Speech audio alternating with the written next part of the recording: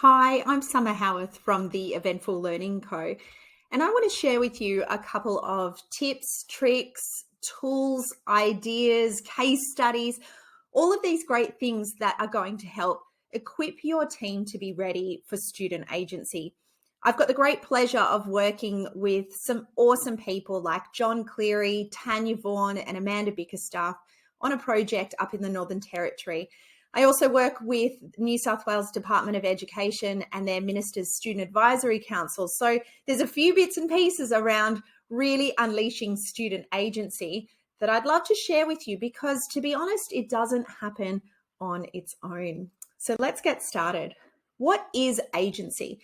It's a really important thing that we understand, and this whole idea of it occurring in degrees from sort of silence or perhaps even utilizing our students for our own marketing means right up to where it was positioned in the Gonski report of being partners in learning.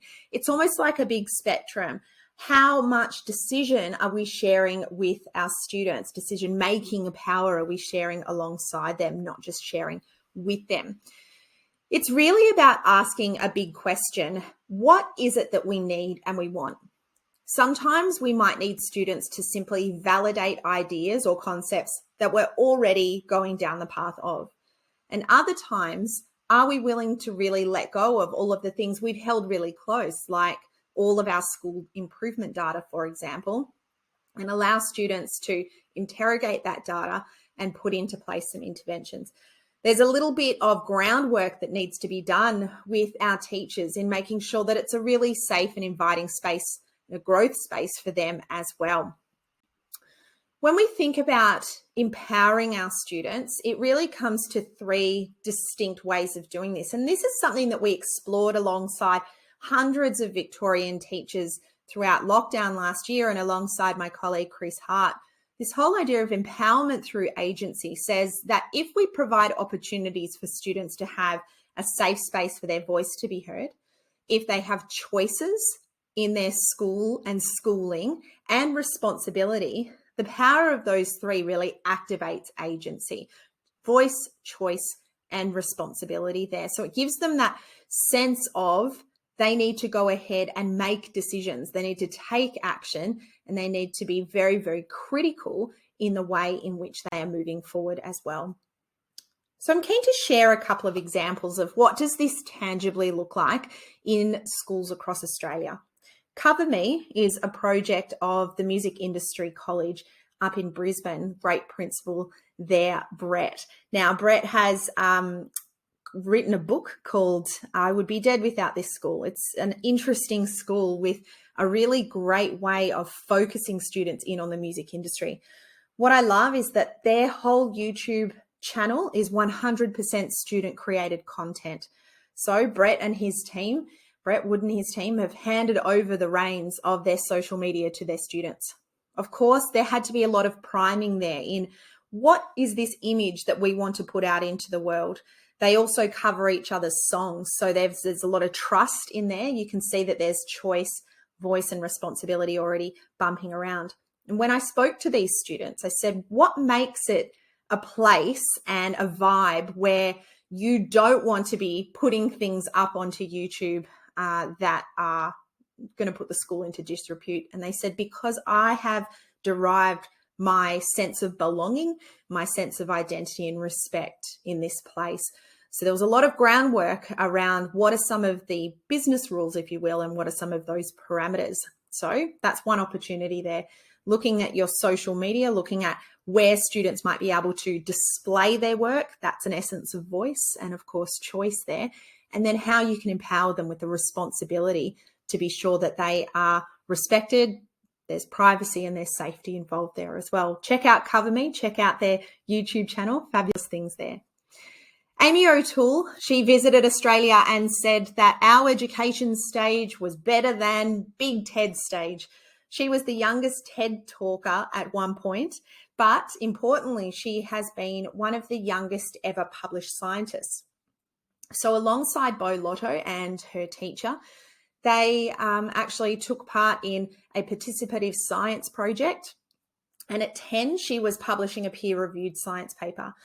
There are teachers at the moment who are all across Victoria and Australia who are co-publishing journal articles for some of our teacher magazines as well. This is starting to become the norm.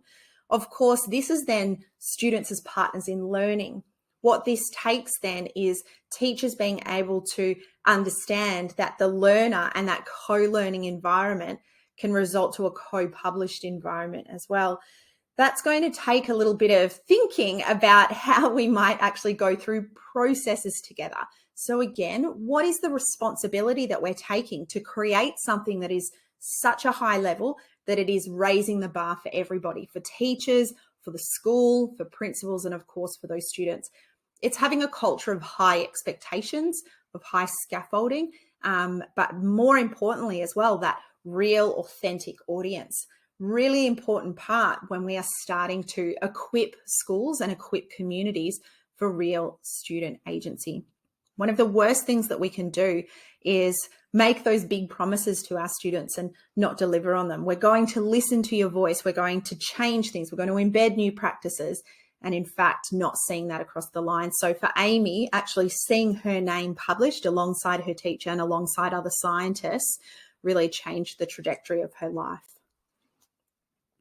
Songs for a Safe Future is a favourite one. This is a student who I actually met, funnily enough, on the street when she was crowding around a little table full of cupcakes with her little brothers and sisters and her cousins, raising money for bushfire relief a couple of years ago.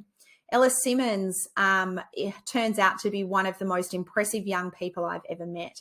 And in conversations with her mother, she has said, "I just gave them the truth about the world, and I've stepped back and I've said to them, you must use your voice, you must use your platform for good." So Ella is one of the first students who actually rallied for the school strike for climate. She was in year 7 at a public school here in Victoria when she started that. Now, I understand as well, she really pitched to her principal and the leadership of that school as well to allow her to rally her students. One of the best ways that she did that was she made an economic argument around how much money the school could save if they moved to solar, et cetera, et cetera. But interestingly, this young woman's voice was really fostered early on. So to have that kind of environment where she was given responsibility to do something with her voice and to actually take action, and that became the expectation, that we wouldn't just talk about things, that we would go ahead and do them. The choice was up to Ella as to what scale she would do that on. This is on the Pause Fest stage. She's sitting there with Ruby, who is another fantastic young woman. She graduated from the Green School after doing most of her schooling here in Victoria as well. And now she is very much an environmental activist, another great TED talker. And you've got a very controversial egg boy there as well. But Will Connolly was very, very keen to be able to really put out to the world that actually he would take back what he did in the egg throwing incident, but it was more around that there had to be a circuit breaker there. So again, you can see different levels of agency, and sometimes they need to be redirected with some of that responsibility as well, but certainly these choices, and there's been a lot of adult support within that as well. What I love about Songs for a Safe Future, though, is that the school strike for climate did not stop during pandemic times and has not stopped. And in fact, Ella was able to collaborate with Green Music Australia in order to get one of the biggest activist movements online during lockdown as well. And of course, they spoke to lots of great people on a big scary stage, and it was great to be part of that. But this is a really great project here, students as partners in their learning. The Northern Territory Learning Commission, led by John Cleary, the General Manager for School and System Improvement, we've had a lot to do in the learning design and facilitation. But what's great about this is that this is an initiative for students to improve learning, not just schooling and the school experience. It goes beyond the SRC. Commissioners are charged with having the same decision-making powers as their teachers. Now, we've had the same teacher and principal commissioners for quite a few years, and we apprentice new ones each year. It's really about what is our role, our purpose, our legacy. And of course, we do a lot of untying with our teacher and our principal commissioners as well of their expectations. So different things like we don't defend the data speaks for itself, that we're all focused in on learning, and of course that we're not there to jump in and do the work for the students, that we are there to make co-decisions, that we let a process unfold. And of course, at the end, remember I said we need kind of an audience. These students actually pitch their findings and recommendations on what really makes a difference in improving learning to the minister and the chief executive of Education NT. So they're working towards this pitch. They know it needs to be robust. They take responsibility for how they are going to communicate that. There's lots of choices in the kinds of projects they would like to undertake. And of course, their voice is deeply embedded in how they make sense of that data. And we've got data partners on board as well. And I loved this capture when I was up in Katherine a year and a bit ago now. Unfortunately, you got General Manager of School and System Improvement. You've got some Holtz there and an AITSL board member and John Hattie. And I think one of my favourite moments was when a young man in year 5 who was busily interrogating some NAPLAN and some PAT data, John Hattie was having a look over his shoulder and he asked Professor Hattie, do you know the difference between qualitative and quantitative data? Because I can tell you. And I think that must have been a really proud moment for Professor Hattie as well. This has resulted in some real movements and momentum at a system level. When we are brave enough to say we don't need to hold or defend the data is what it is, and then allow the students to ask questions of the data without blame and without judgment, and to deeply understand what the data is telling them. The biggest thing that we've seen from this is that students are the biggest observers of lessons and of classrooms than we could ever be. So to tap into them as a resource for growth is incredibly important, and really, really has set the bar high for a lot of these schools in the Northern Territory. They've seen huge improvements in literacy, numeracy, and then side effects such as attendance and engagement as well.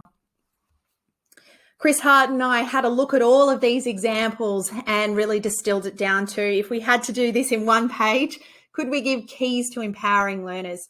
We think that there's 5 here, that when there is a deliberate fostering of trust and there's that student-teacher relationship and the transactional distance is quite low, that means that there's not much time between these conversations, then there's a consistency, which of course is our second. It's incredibly important there as well. So a consistency in the kinds of ways that we approach students to give us feedback, to seek recommendations, also in the consistency of the time that they meet in order to do this so they don't feel like they're on all the time is incredibly important.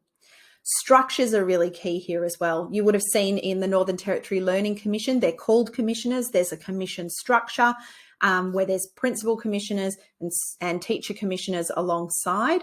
Often it overtakes their SRC or their student leadership body as well. So these commissioners know that they are working on behalf of others for learning to improve. A safety element is incredibly important as well. If students don't feel like they're psychologically safe in a space where they are giving their opinion, of course, they're going to, like any of us, shut down. So to have some clear rules of play, some clear promises and parameters that are incredibly contextual to your project, your space, your concept, very, very important. And again, you can see that all of these keys tie in together. And importantly, and I've said this a few times now, space and opportunity. Once we have that student agency in play, where does it go? How does it manifest? How is it celebrated? How is there an audience or an outlet for it as well? I love Roger Hart's work around these levels of student participation. When we think about the kinds of ways, the progressions, if you will, for this, we do a lot of things to students. We really want the best for them. We can spoon feed them a little bit. That's the nature of what we do as teachers and leaders. But if we can start to look at how we might work up the chain a little bit more and think about things that we do for students, and then of course with, we can see once we get into that with stage, alongside, in collaboration with, we're moving from voice to agency, which is our end game. So for example, we can see that we've got a little bit of a taxonomy, and of course there might be some things below this, but where we're working up there in the Northern Territory Learning Commission, a student-initiated shared decision. So it's a true partnership in designing, leading, and running projects. You might see this in students in professional learning communities alongside teachers, where you are making sense of research together. At the moment, we would say that the New South Wales Student Ministers Advisory Board, which is really developing, they're about a year in now, they're really looking at this idea of a shared decision making. It's still led by people in the department there, but there's some clear and good collaboration around learning, assessment, around the nature of schooling, etc. So it's about now how we start to unleash those reins a little bit more. Again, I can tell you the biggest thing there is around the structures. So once we have a different set of structures and the consistency in meeting, there's going to be some different things that are less about catching up and more about doing shared pieces of work.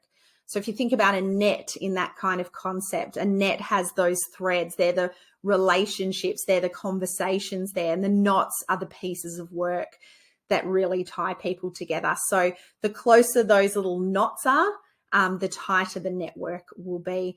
And we can see that there's lots of knots of work in the Northern Territory Learning Commission. And so there's lots of relationships that roll through those. It's a nice little analogy in our head.